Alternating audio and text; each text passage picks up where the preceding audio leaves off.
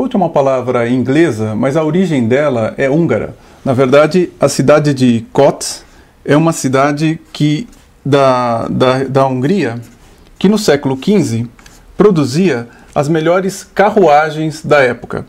E o veículo ou a pessoa nascida em Kódz é chamado de kocsi. E é esse vocábulo aqui que na orelha dos ingleses eles entendiam como coach. Então o primeiro significado da palavra coach é carruagem. Agora, como que de carruagem a palavra se tornou técnico ou tutor, né, de pessoas? Se contam basicamente duas histórias na sua origem. A primeira delas é a seguinte, é que da mesma forma que a carruagem levava as pessoas aos diversos campos geográficos, o coach seria aquela pessoa que leva as demais aos diversos campos do conhecimento. Uma metáfora. A outra história que se conta é que os nobres ingleses dentro da carruagem levavam um serviçal, uma pessoa, que tinha como objetivo ler para as crianças aquilo que elas deviam aprender. Então, esta pessoa que vivia dentro da carruagem começou ela a ser chamada de coach, ou seja, um tutor. Em 1813, na Universidade de Oxford, o que aconteceu foi o seguinte, foi que os estudantes começaram a usar a palavra coach como uma gíria para os seus professores de recuperação. Então, coach era aquele professor que os auxiliava a estudar no decorrer do período que eles tinham que fazer as provas de recuperação. E a própria universidade começou a utilizar a palavra coach para designar os técnicos das suas equipes esportivas. Então, foi aí que o coach passou a significar técnico. O tempo passou e na década de 60 surgiu o seguinte problema. As empresas começaram a receber muito aporte do mercado de capitais e isso gerou a necessidade delas apresentarem resultados cada vez maiores. E esses resultados, para ser obtidos, eles fizeram o seguinte, eles dispensaram os profissionais mais antigos, os gerentes mais antigos, e isso causou dois problemas dentro das corporações.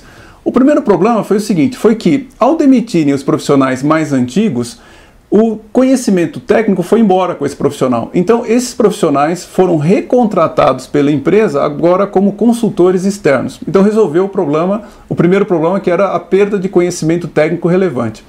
O segundo problema que aconteceu foi o seguinte, que a linha de sucessão, ou seja, a formação dos líderes dentro da empresa também foi quebrada.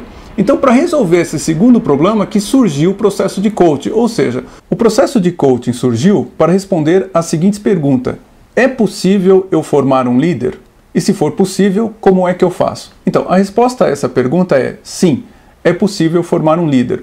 Na verdade, o que se reconhece hoje é que somente 10% da população mundial não tem condições de se formar em liderança porque possui algum problema psicológico ou algum problema físico que impede a pessoa de fazer as ações de um líder.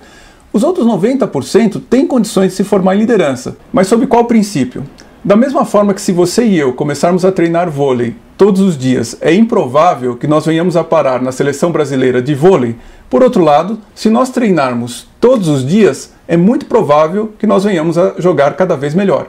O treino da liderança tem esse princípio, quer dizer, o meu propósito não é transformar você em um Jack Welch, em um Bill Gates ou em um Antônio Emílio de Moraes, não que eu não queira, mas o princípio é transformar você em um líder cada vez melhor dentro do seu contexto. E nós não sabemos qual que é o seu limite. O que ocorre é o seguinte, é que ao longo do tempo se descobriu que desenvolver um líder é o mesmo que desenvolver um ser humano, que às vezes por acidente está em um cargo de liderança. A partir dessa descoberta, o coaching se